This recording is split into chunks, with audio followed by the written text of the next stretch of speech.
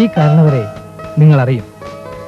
മലയാള സിനിമയിൽ തന്റേതായ വ്യക്തിമുദ്ര പതിപ്പിച്ചുകൊണ്ട് ഇന്നും സജീവമായ രംഗത്തുള്ള മലയാള സിനിമയുടെ കാരണവർ തിക്കുറിശ്ശി സുകുമാരൻ നായർ. 5 പതിറ്റാണ്ടുകളായി മലയാള സിനിമാ സാഹിത്യരംഗങ്ങളിൽ നിറഞ്ഞു നിൽക്കുന്ന ഇദ്ദേഹം പുതിയ തലമുറയുടെ വഴികാട്ടിയും സഹചാരിയുമാണ്.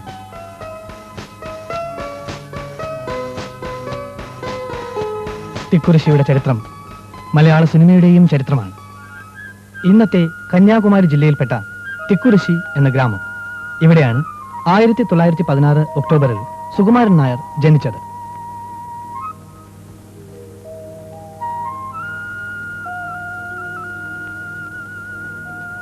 ഈ ഒഴുകുന്നത് താമ്രവണ്ണി നദിയാണ്.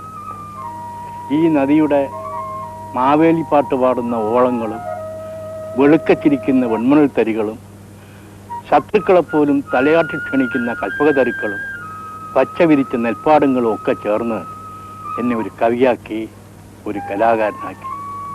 എൻ്റെ അച്ഛൻ അനുഗ്രഹീതനായ ഒരു കവിയായിരുന്നു. അമ്മ വലിയ സംസ്കൃത പണ്ഡിതയും. അച്ഛൻ്റെ പേര് ഗോവിന്ദപിള്ള, അമ്മയുടെ പേര് ലക്ഷ്മിയമ്മ. അവർ കൊച്ചുനാൾ മുതൽ തന്നെ എന്നെ പല ഗ്രന്ഥങ്ങളും വായിക്കാൻ പ്രേരിപ്പിച്ചു. അങ്ങനെ ഞാൻ രാമായണം, ഭാഗവതം, ഭാരതം, ചമ്പുക്കൾ, തുള്ളക്കഥകൾ, ആട്ടക്കഥകൾ എന്നിങ്ങനെയുള്ള മഹാഗ്രന്ഥങ്ങളും കവിതകളും എല്ലാം പല വായിച്ച് ഹൃദിസ്ഥമാക്കി. അതും കൂടി എൻ്റെ കവിതയ്ക്ക് ഒരു പ്രേരക ശക്തിയായി തീർന്നിട്ടുണ്ട്. കൂടാതെ അമ്മയുടെയും അച്ഛൻ്റെയും ശാസനയും പ്രേരണയും ഒക്കെ അതിനെ അനുകൂലിച്ചു. തെക്കൻ തിരുവിതാംകൂറിൽ ഉള്ള ഏറ്റവും വലിയ നായ തറവാടുകളിൽ ഒന്നായിരുന്നു എൻ്റേത്. അതിമനോഹരമായ ഒരു തറവാട്ട് വീട്. അത് ഇടയ്ക്ക് പൊളിച്ചു.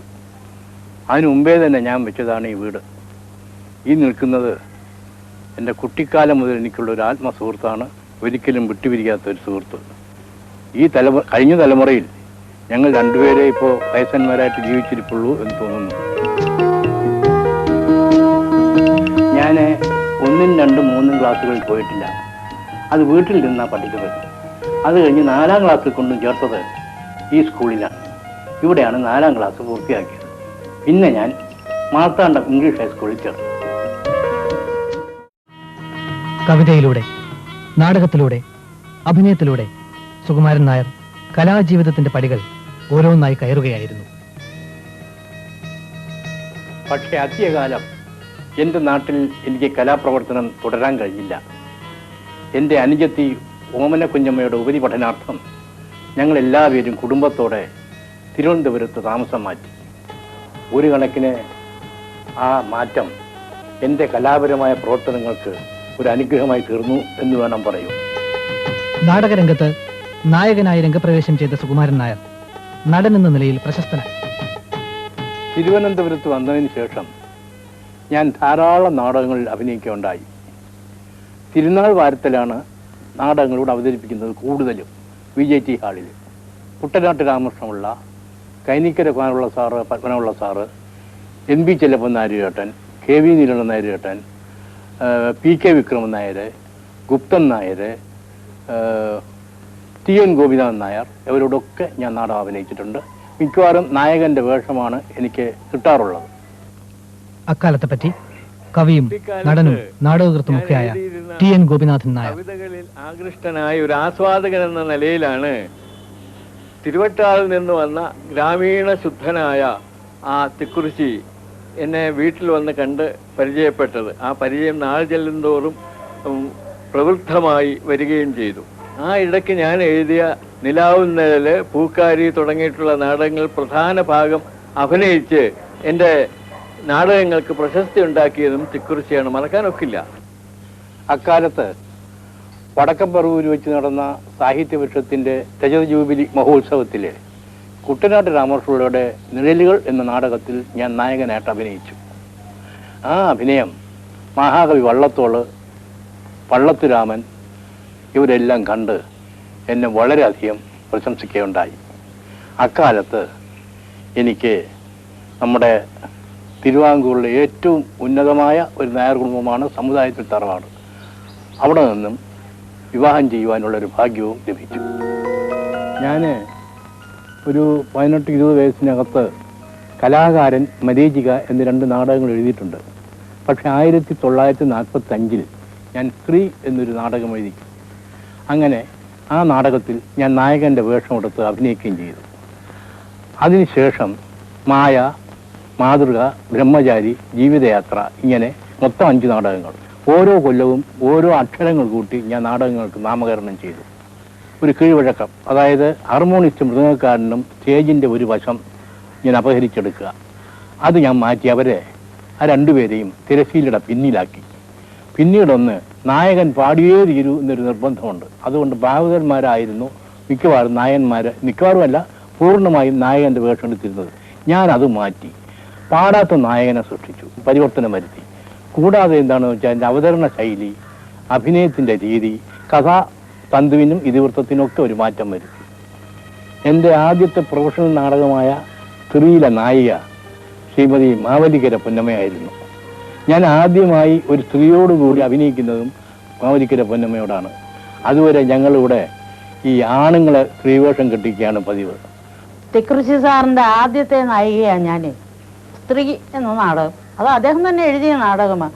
പിന്നെ ബ്രഹ്മചാരി എന്നൊരു നാടകം, അതും അദ്ദേഹം എഴുതിയ നാടകമാണ്. അതിലെ എനിക്ക് വളരെയേറെ ഇഷ്ടപ്പെട്ട ഒരു ചെറിയ വട്ടുള്ള ഒരു റോളായിരുന്നു. നാടകരംഗത്തെ വൻ വിജയം സുകുമാരൻ നായരെ ചലച്ചിത്ര രംഗത്തെത്തിച്ചു. സ്ത്രീ സിനിമയാക്കി. നായകൻ തിക്കുറിശി തന്നെയായിരുന്നു. അവൾ ഈ നാട് നാട്ടിച്ച് കളഞ്ഞില്ലേ? അതെല്ലാം പോട്ടെ, എന്റെ പൊന്നു ചേട്ടത്തി അവരെവിടെയെന്ന് പറയും. അവളുടെ തേവിടി ചേട്ടവും കൊണ്ട് മതി, ലക്ഷ്മി എനിക്കറിയാം. അവരെവിടെ അത് പറയും. ആ തേവിടിച്ചി നിർത്ത്. അവളെ പറ്റിയ വാക്കുച്ചരിച്ചാൽ നിന്നെ ഞാൻ തുണ്ടായി നിർത്തിക്കളയും. ഓർമ്മിച്ചു. മറ്റേതെങ്കിലും ഒരു സ്ത്രീയെ കുറ്റപ്പെടുത്തുവാനുള്ള വല്ല ഗുണവും നിന്നിലുണ്ടോടി ഭയങ്കരി? പറയൂ, വേഗം പറയൂ. ഞാൻ ഒരു പിശാചായി മാറുന്നതിന് മുമ്പ് സത്യം പറയും. എവിടെ എന്റെ ഭാര്യയും കുഞ്ഞും? നിങ്ങൾ അവരെന്ത് ചെയ്തു? ഏത് കണത്തിൽ കെട്ടിയിട്ടു? എവിടെ കുഴിച്ചിട്ടു? അതെ, രാക്ഷസിയായ നീ മാത്രമേ അവരെ നശിപ്പിക്കൂ. മാറ്റാൻ അരിഞ്ഞോടനെ എനിക്ക് ഭയമില്ല. പക്ഷേ മറ്റുവിനെ ചന്തുവിനായിരിക്കും ഭയം. ഉടപ്പിറന്നവരോടുള്ള കൂറ് എനിക്കും ചന്തുവേട്ടനെ അയക്കാൻ ഇഷ്ടമല്ലായിരിക്കും. എന്നാൽ എനിക്കിഷ്ടമാണ്. അപ്പൊ ചന്തുവിനെ തന്നെ അയക്കാൻ അച്ഛനങ്ങ് തീർച്ചപ്പെടുത്തിയോ? വേണ്ട, നിനക്ക് അച്ഛൻ പൊഴിഞ്ഞാത്തല്ലി വിശ്വാസമില്ലേ? ഈ വയസ്സുകാലത്ത് ഞാൻ തന്നെ പോകാം. വേണ്ട അച്ഛാ, അച്ഛൻ പോകണ്ട.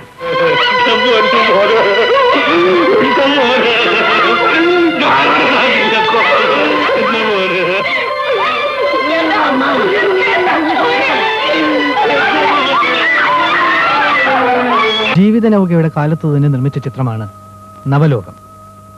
അന്നത്തെ ശ്രദ്ധേയരായ പല യുവ കലാകാരന്മാരും കലാകാരികളും ഈ ചിത്രത്തിലൂടെ മലയാള സിനിമാ ലോകത്ത് എത്തിച്ചേർന്നു. Good bye. പക്ഷേ ഒരു കാര്യം ഓർമ്മ വേണം, തിരിച്ചു വരുന്നതിനാണെങ്കിൽ പോകണമെന്ന്. അക്കാലത്തെ പറ്റി കവിയും സംവിധായകനുമായ പി ഭാസ്കരൻ 1950കളുടെ ആരംഭത്തിൽ എടുത്ത നവലോകം എന്ന മലയാള സിനിമയുടെ സെറ്റിൽ വെച്ചാണ്. ഏതാണ്ട് അതേ കാലഘട്ടത്തിൽ തന്നെയാണ് അദ്ദേഹത്തിൻ്റെ ഏറ്റവും വലിയ ഒരു വിജയമായിരുന്ന ജീവിത നൗകയുടെ നിർമ്മാണവും ആലപ്പുഴ ഉദയ സ്റ്റുഡിയോയിൽ നടന്നത്.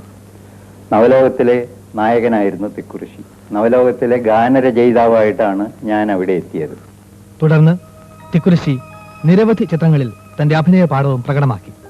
ചില ചിത്രങ്ങളുടെ കഥ, തിരക്കഥ, സംഭാഷണം, ഗാനങ്ങൾ, സംവിധാനം എന്നിങ്ങനെ പല ഘടകങ്ങളും കൈകാര്യം ചെയ്ത് സർവകലാവല്ലഭനാണ് താനെന്ന് തെളിയിച്ചു അദ്ദേഹം. എല്ലാം എന്റെ ഭാഗ്യം. നമ്മുടെ ഭാഗ്യമെന്ന് പറ. ഞാനും രാധയുമായി ജീവിച്ചു കാണുവാൻ അമ്മാവനൊരു ആഗ്രഹം. എനിക്ക് എതിർക്കാനൊക്കുമോ? അമ്മാവന്റെ ആഗ്രഹം അതാണെങ്കിൽ അത് തന്നെ അങ്ങ് നടക്കട്ടെ എന്ന് ഞാനും പറഞ്ഞു. എനിക്ക് വേറെ ജോലിയുണ്ട്. അങ്ങനെ അങ്ങ് പോയാലോ? നീ എന്തിനിവിടെ വന്നു? ഞാൻ രവി, അമ്മ രാധ. നിർത്ത്. നിന്നെ പറ്റി പലതും കേട്ടു, അതിപ്പോൾ എനിക്ക് ബോധ്യമായി. ഇനി ഇത് ആവർത്തിച്ചാൽ നിന്റെ ജീവിതം പെരുവഴിയിൽ. പൊയ്ക്കോ.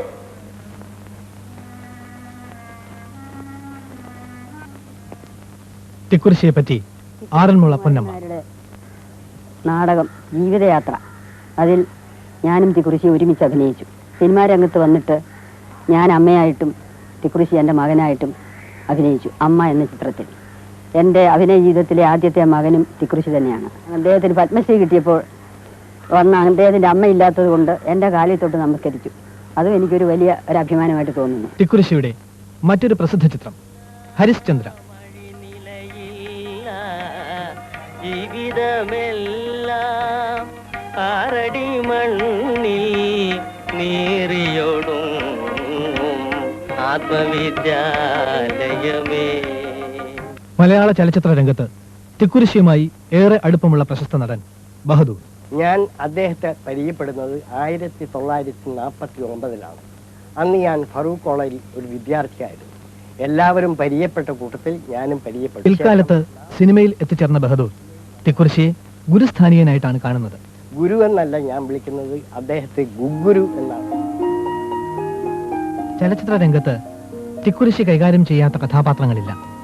കാമുകൻ മുതൽ മുത്തച്ഛൻ വരെ, കുടില നായകൻ മുതൽ പുരാണ കഥാപാത്രം വരെ. ഇത് വാടിപ്പോയല്ലോ, ഞാൻ വേറൊരു പൂ കൊണ്ടുവരാൻ പറയാം. സൂക്കേടിന്റെ കാര്യം ഒന്ന് പറയണ്ടേ? അദ്ദേഹം ഇങ്ങോട്ട് വന്നതല്ലേ ഉള്ളൂ, നാളെ സൗകര്യമായി ചെന്ന് കാണാം, അത് മതി. ചാക്കോച്ചിന് സമ്മതമാണ്. അടുത്ത തിങ്കളാഴ്ച തന്നെ വിവാഹം നടത്താമെന്നാണ് ഞാൻ വിചാരിക്കുന്നത്. ഉറപ്പിച്ചോ?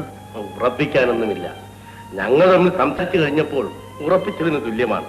അവിടുത്തെ ഇഷ്ടം. അവൾക്ക് ഡ്രസ് എടുക്കുന്നതിനും മറ്റും ഇതിരിക്കട്ടെ. ഇവിടെ പണം ഉണ്ടല്ലോ. ഇതുകൂടി ഇരിക്കട്ടെ, അവർക്ക് വേണ്ടുന്നതൊക്കെ വാങ്ങാം.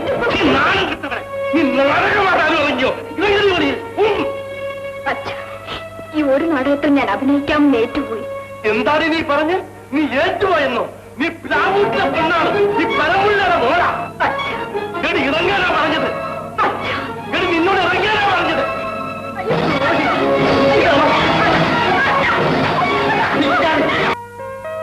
തിക്കുരിശി അഭിനയിച്ച ചിത്രങ്ങൾ വാരങ്ങൾ തികച്ചതിന്റെ കഥയാനുണ്ട് തിയേറ്ററുകൾക്ക്. സ്റ്റേഷനിലേക്ക് ഞാൻ അതിനൊന്നും പറഞ്ഞില്ലല്ലോ. പിന്നെ പെണ്ണിന്റെ പിന്നാലെ വായു നോക്കി നടന്നോ? നടക്കണ സ്റ്റേഷനിലേക്ക്. അങ്ങനെ നടക്കാൻ പറഞ്ഞ അങ്ങനെ നടക്കാൻ നോക്കൂ. ഞാൻ കല്യാണം കഴിക്കാൻ പോകുന്ന പെണ്ണിന്റെ പിന്നാലെ വായി നോക്കി നടന്നാൽ തനിക്ക് എന്താണോ നഷ്ടം? കല്യാണക്കാര്യം നീ മാത്രം തീരുമാനിച്ചാൽ മതിയോ? പിന്നെ എന്റെ കല്യാണക്കാര്യം ഞാനല്ല, താനാണോ തീരുമാനിക്കുന്നത്? പോലീസിന് എന്താ പൊന്നൊരുക്കുന്നിടത്ത് കാര്യം? എനിക്ക് ഉണ്ടടാ കാര്യം. ഞാൻ ആ പെണ്ണിന്റെ തന്തയാടാ.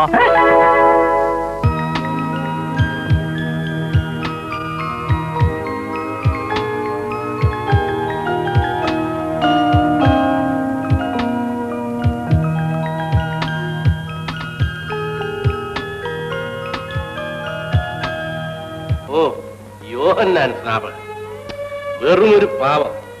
അദ്ദേഹം എന്തെങ്കിലും പറഞ്ഞു നടക്കട്ടെ, നമുക്കെന്ത് വേണം? അപ്പോഴാ ഭ്രാന്തൻ എന്നെ വഴിനീളാണെന്ന് അവമാനിക്കുന്നുവെന്ന് അങ്ങ് പറഞ്ഞിരിക്കുന്നു. എന്നിട്ടും അവനെ സ്വൈരമായി വിട്ടിരിക്കുകയാണ് അല്ലേ? അദ്ദേഹം ഒരുപക്ഷെ ദൈവത്തിന്റെ ആളായിരിക്കും, പ്രവാചകനായിരിക്കും. അവൻ പ്രവാചകനല്ല, ഭ്രാന്തനാണ്. അങ്ങേക്ക് ധൈര്യമില്ലെങ്കിൽ എനിക്കറിയാം അവന്റെ ഭ്രാന്ത് അവസാനിപ്പിക്കാൻ. ഞാൻ നാമാനെ അയച്ചിട്ടുണ്ട്, അവനെ ഇവിടെ കൊണ്ടുവരാൻ. ഇക്കണക്കിന് ഞാൻ ഇനിയും ഇവിടെ രൂപ കൊണ്ടുവന്നാൽ നിങ്ങൾ ഞാൻ മോഷ്ടിച്ചതാണെന്ന് പറയുമല്ലോ. വേണ്ട, മേലാൽ നമുക്ക് ഇടപാട് വേണ്ട. പിന്നെ ഒരു ചുമ്മാ പരസ്യം കൊടുക്കുമോ? രൂപ 15,000 പോയത് വാസ്തവമാണ്. പക്ഷേ അമ്മാവൻ എന്റെ പേരിലുള്ള സ്വാതന്ത്ര്യം കൊണ്ട് അങ്ങനെ ഒരു പരസ്യം കൊടുത്തു. ഞാനൊട്ട് എതിർക്കാനും പോയില്ല. എനിക്ക് എന്റെ ജീവിതത്തിൽ ഏറ്റവും ഇഷ്ടപ്പെടാത്ത ഒന്നുണ്ടെങ്കിൽ അത് മോഷണം. എന്താണ് നിങ്ങളെ പറ്റി കേൾക്കുന്നതെല്ലാം? ചില പത്രങ്ങൾ എഴുതിയിരിക്കുന്നതെല്ലാം കണ്ടോ? ഒരു കലാകാരിയെ അഭിനന്ദിച്ച് സംസാരിക്കുന്നത് ഇത്ര വലിയ അപരാധമാണ്. അത്തരമൊരു ചർച്ചയ്ക്ക് ഞാൻ തയ്യാറില്ല. ഈയിടെ നിങ്ങൾ കാലേജിൽ കൃത്യമായി വരുന്നില്ല.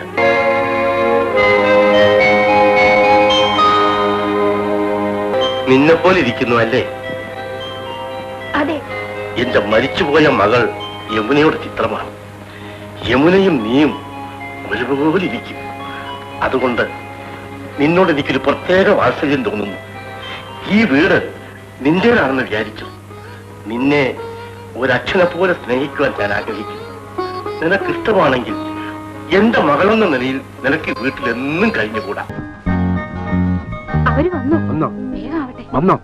പിന്നെ പയ്യൻ എന്നോട് ജോലി ചോദിക്കും. ഞാനില്ല, ജോലിയൊന്നുമില്ല എന്ന് പറയും.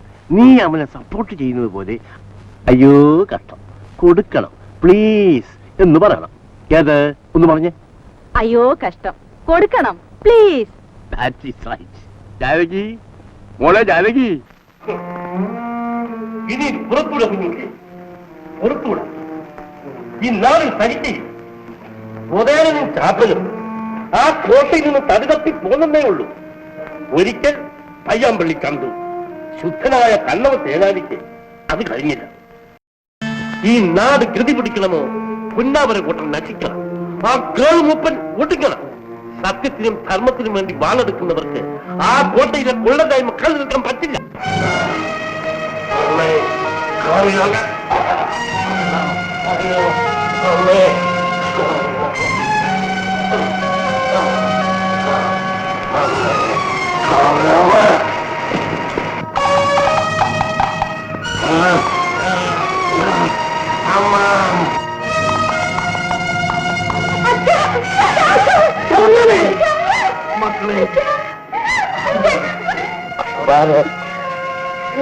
നിനക്കഷ്ടം പറഞ്ഞിരുന്ന നാഗമാനമാണ് കന്നി. നിനക്ക് കാതിപ്പൂ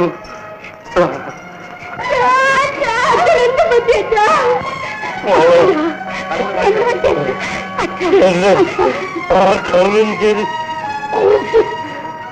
ചതിച്ച കുട്ടിമക്കളെ ആ കർമ്മഞ്ചേരി തെള്ളിപ്പിടിച്ച് അപ്പന്റെ ചിറക്കം തുടങ്ങുന്നതിന് മുമ്പ് കത്തിയിരിക്കണം മക്കളെ, കത്തിയിരിക്കണം. എല്ലാവരും കോട്ടയിലെത്തി അവിടെ നടക്കുന്ന അനീതികൾക്ക് അറുതി വരുത്തണം മക്കളെ, അറുതി വരുത്തണം.